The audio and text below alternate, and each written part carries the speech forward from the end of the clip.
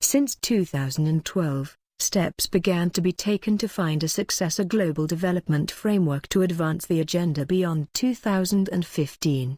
One of the weaknesses of the MDGs is that it didn't quite address economic transformation, and that if we don't address economic transformation, we will not be able to sustain poverty reduction and our interventions in health, education, and the human development area.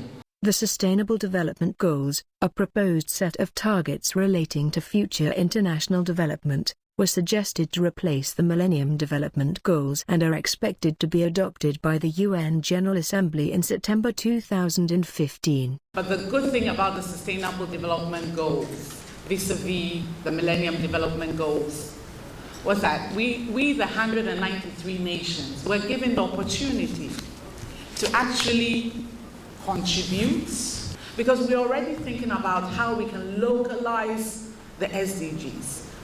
And as world leaders developed a post-2015 development agenda, the United Nations Development Programme, Rockefeller Philanthropy Advisors, and the Foundation Centre, together with a group of leading foundations, have teamed up to establish the post-2015 platform for philanthropy. Thankfully, the broader role of philanthropy and foundations in global development efforts is increasingly acknowledged and very much valued today. You know, really the whole world is interested in development goals. What are we working together to achieve? And I think foundations and philanthropy in general, a lot of us are very new, a lot of us are maybe late to some of these discussions, but we're moving into that space. Today, African entrepreneurs and philanthropists have the resources, the network, and an opportunity to spur greater levels of social and economic change. There is the emergence of high net worth individuals in Africa who are now forming their own foundations. The platform is not really anything physical.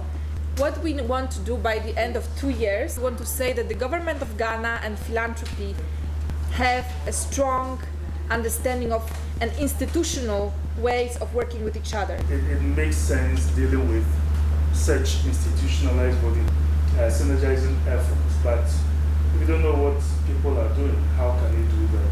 And if you have that umbrella body, it helps with the synergy. The platform also aims to engage philanthropy in implementing these collaborative efforts, thereby amplifying the voice and actions of grantees by providing data on their activities across the globe. It's important to do that kind of participatory monitoring and tracking process.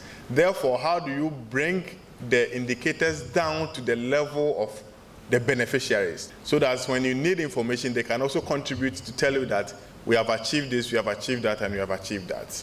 And so I'd really plead with people to look at why you're collecting data and then make it relevant.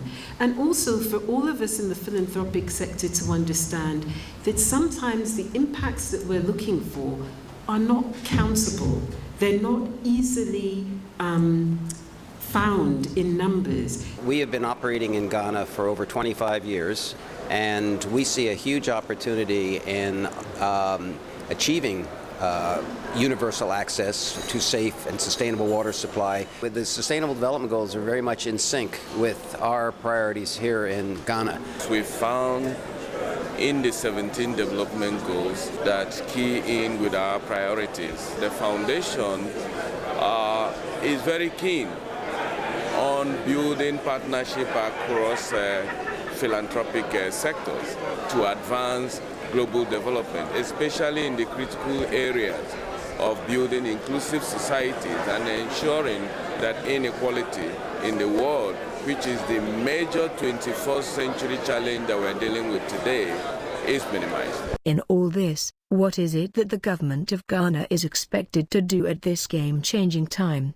I think first of all, I would like to make a humble appeal that we create an enabling environment for us who are in the private sector of giving.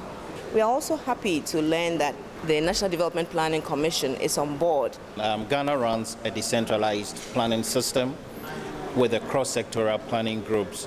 When it comes to prioritization, we would come to a consensus.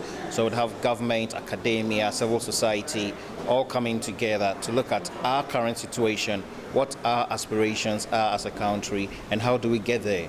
And therefore, which of the SDGs do we need to pay attention to? At a breakout session for participants discussed 3 thematic areas: education, water, sanitation and hygiene. Ghana needs about $170 million a year to meet the SDGs and to meet the commitments that were made at the Sanitation and Water for All high-level meeting in Washington. Philanthropy over the last decade has brought about $12 million a year into Ghana. So clearly can make a difference, but it is not the be-all and end-all.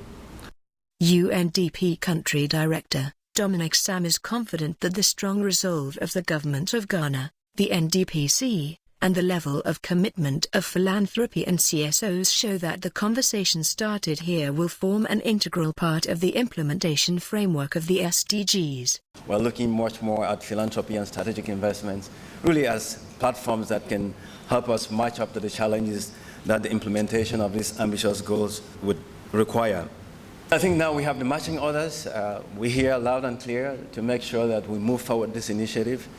I can commit on behalf of our UN colleagues that will be there to make sure that this platform works, and that this is just the beginning of a conversation. It is hoped that the platform will serve as a springboard to catapult the global development agenda forward in a big way.